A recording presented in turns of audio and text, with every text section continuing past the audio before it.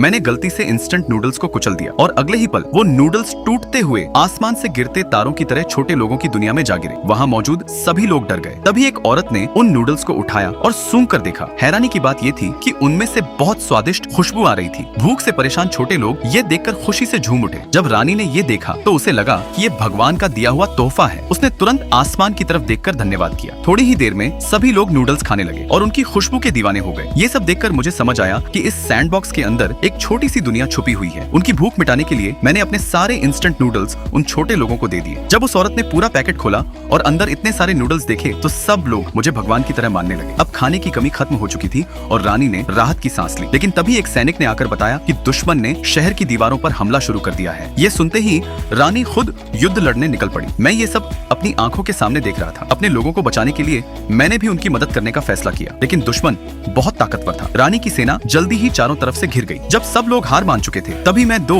फ्लेमथ्रोअर्स लेकर वापस आया। अगले ही पल पूरी छोटी दुनिया आग की लपटों से भर गई। दुश्मन ये देखकर डर गया और भागने लगा। मौका देखकर मैंने कुछ फायर क्रैकर्स भी नीचे फेंक दिए। छोटे लोगों की दुनिया में ऐसा लग रहा था जैसे आसमान से उल्का पिंड गिर रहे हो। ये देखकर दुश्मन का सेनापति पीछे हटने पर मजबूर हो गया, लेकिन दुश्मन ने हार नहीं मानी। उन्होंने एक जादूगर को बुलाया जिसने 3 करोड़ जहरीले कीड़े छोड़ दिए। रानी और उसकी सेना चारों तरफ से घिर गई। उन्हें बचाने के लिए मैंने तुरंत बग स्प्रे उठाया और पूरे सैंडबॉक्स में छिड़क दिया। सफेद धुएं की मोटी परत पूरे राज्य में फैल गई और जादूगर के सारे जहरीले कीड़े खत्म हो गए। लेकिन तभी गलती से एक कॉकरोच उस छोटी दुनिया में गिर गया। वहाँ के लोगों के लिए वो एक विशाल राक्षस बन चुका था। सभी लोग डरकर भागने लगे। मैंने तुरंत उस कॉकरोच पर बग स्प्रे कर दिया और कुछ ही सेकंड में उसे खत्म कर दिया। लेकिन तभी कुछ हत्यारों ने रानी घेर लिया। उनका नेता रानी को मारकर खुद राजा बनना चाहता था। रानी को बचाने के लिए मैंने एक रिमोट कंट्रोल टॉय उठाया और उसे छोटी दुनिया में गिरा दिया। अगले ही पल वहाँ एक विशाल टैंक प्रकट हो गया। हथियारों ने ऐसा कभी नहीं देखा था। उनके नेता ने टैंक पर हमला करने का आदेश दिया, लेकिन उनके हथियार टैंक का कुछ नहीं बिगाड़ पाए। मैं टैंक को सीधा उनके नेता की तरफ चलाता रहा। डरकर सभी हत्यारे भागने लगे। तभी मैंने मौका देखकर दुश्मन के नेता को